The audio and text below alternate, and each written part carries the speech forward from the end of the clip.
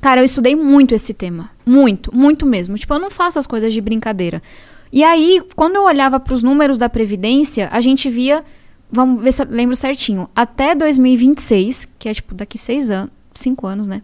Daqui 5 anos, de cada R$10 do dinheiro público, 8 ia para pagar a aposentadoria.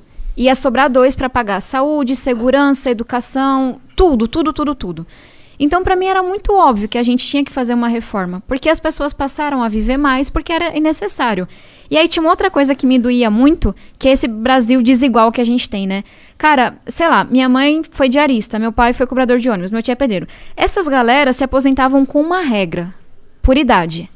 A turma de classe média ou de classe alta se aposentava por tempo de contribuição. Por quê? Porque conseguiam carteira assinada. Não é uma coisa que todo mundo consegue. E aí tinha muita, assim, coisa errada que o governo mandou na proposta. Só que tudo que a oposição elencou, a gente conseguiu mudar. Tudo, 100%, que o governo mandou na proposta. E aí a gente, basicamente, é algo técnico, mas é importante explicar. Pegava essas regras das pessoas mais pobres, que era por idade, e jogava essa regra para quem estava mais em cima. Só que essa turma ficou revoltada. E eu entendo que é foda, você tem que...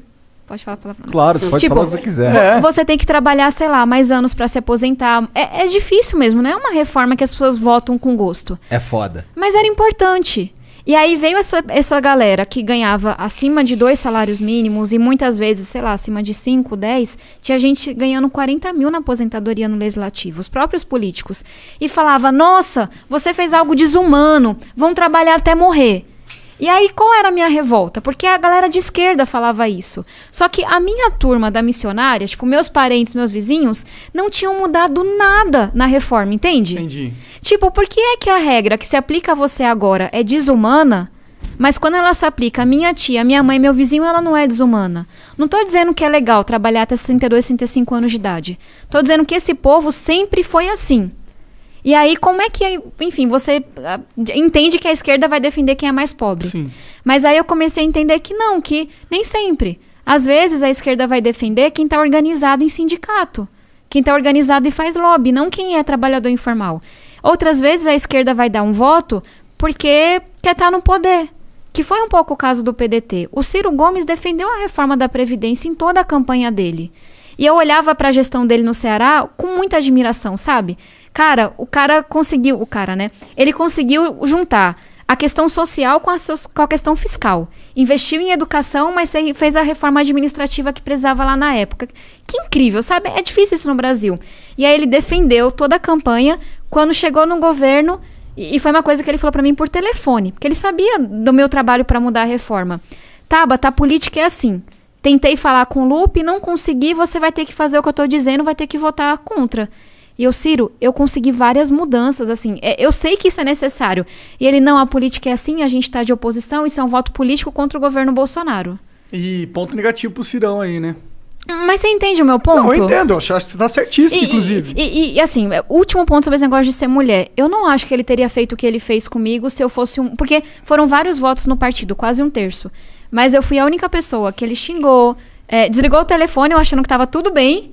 E aí ele sai dando entrevista me xingando, me chamando de vendida, de traidora, dizendo que eu servia a 2 senhores, porque é a cabeça do homem. Se eu disse não à coisa que ele mandou eu fazer, na cabeça dele outro homem disse sim. Ele não conseguia entender que era eu pensando o tempo inteiro, sabe? Então eu acho que essa galera que tá mais tempo na política tem que levar uns chacoalhões ainda. Assim, esse foi uma coisa que sempre me incomodou do Ciro. Ele parece muito certo de si, sabe? Até demais. Ele tem muitas certezas. Bom, e aí o que deu? Deu mó rolo, né?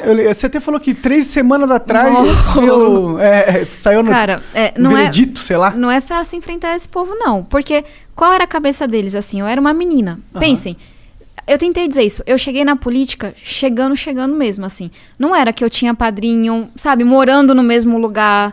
Eu cheguei com a conta zerada, pagando no cartão de crédito. Eu cheguei desse jeito. E aí, de repente, começa esse ataque do Ciro, do Lupe, de várias pessoas do partido, dizendo que eu era financiada. Às vezes pelo Jorge Paulo Lema, às vezes pelo Jorge Soros. Cada hora inventava um homem rico para me financiar e para mandar em mim. Dizendo que eu era traidora, que eu tinha traído os trabalhadores. Porque não anda na periferia, não conhece a realidade. Então, tipo, na minha comunidade, eu andava de boa. Eu nunca fui parada. Só que, o que está acontecendo nas redes sociais? Ameaça de morte, ameaça de estupro, gente do partido dizendo que ia acabar com a minha cara, que se eu me visse na rua. Porque, de novo, assim, a gente tá muito violento, né, como país. Só que ser mulher piora as coisas. Sem dúvida. E aí eu tive que andar com escolta, eu já tive que fazer denúncia pra polícia, tenho não sei quantos processos. Então foi muito duro. E aí eu entrei com uma ação na justiça em outubro de 2019. Ela só foi julgada umas 3 semanas atrás. Assim, com quase todos os votos, eu fui liberada do partido por justa causa. E tem uma coisa que é massa, que o ministro Barroso, ele colocou. Tinha violência política de gênero no que o PDT fez com a Tabata. Entendi. Porque fez com ela e não fez com mais ninguém do partido. Então você tá fora do partido, do PDT? Tô sem partido agora. Você tá sem partido. E aí, como que você tá pensando nesse sentido? Vai pra qual partido? Cara, eu tô conversando com vários, né? O Brasil tem 35 partidos. Não é mas demais. Não tem demais da conta. Uns 8 resolvia. Nem tem 35 Não tem 35 ideias pra se defender. Não tem uma ideia. É porque eu tava contando pra vocês, assim, na hora que o partido te dá acesso a dinheiro, sem fiscalização, sem transparência, é um cartório muito lucrativo. Não é verdade pra todos. Tem partido de verdade, mas não são a maioria. Qual que é de verdade? Me apresenta. Não vou sair falando isso pros coleguinhas que eu vou encontrar amanhã, né? Você é de um partido de verdade, você é de um partido de mentira. Tá certo.